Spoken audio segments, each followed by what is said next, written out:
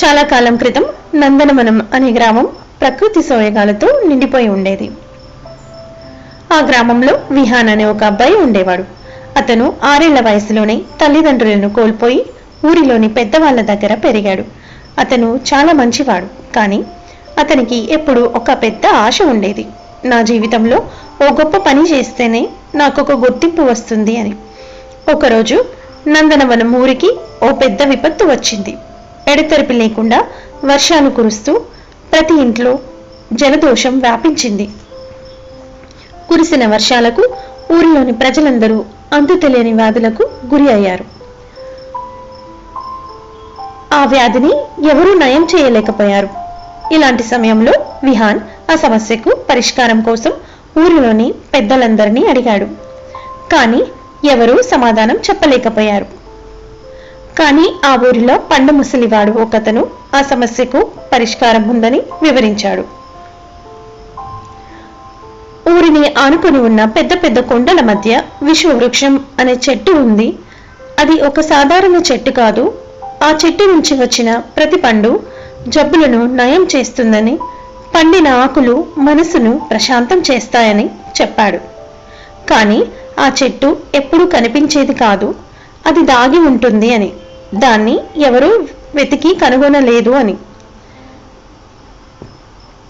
నువ్వు కనుక ఆ చెట్టుని వెతికితే, నీ సామర్థ్యంతో ఆ చెట్టుని నువ్వు కనుగొనగలిగితే నువ్వు ఈ ఊరిలో ఉన్న సమస్యను తీర్చవచ్చు అని వివరించాడు. విహాన్ తన ధైర్యాన్ని సేకరించి విశ్వవృక్షాన్ని వెతకాలని నిర్ణయించాడు.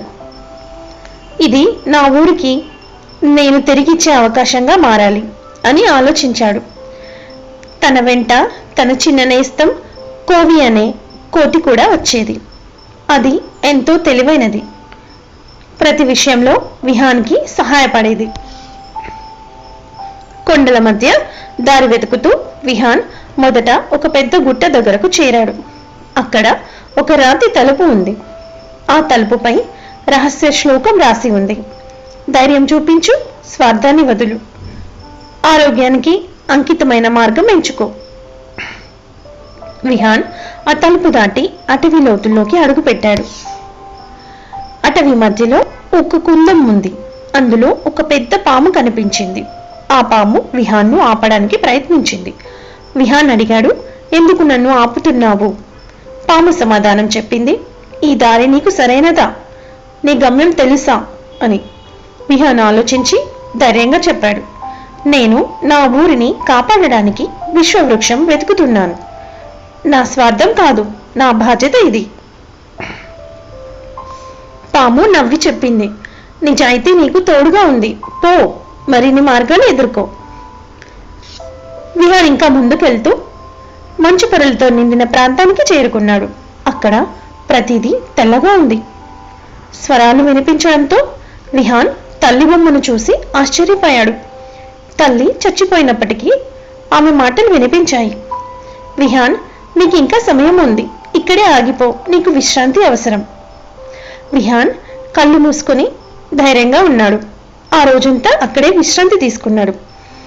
తర్వాత తన తల్లి మళ్ళీ వచ్చి, విహాన్ త్వరగా బయలుదేరు, నీ గమ్యాన్ని వెతుక్కో అని చెప్పింది.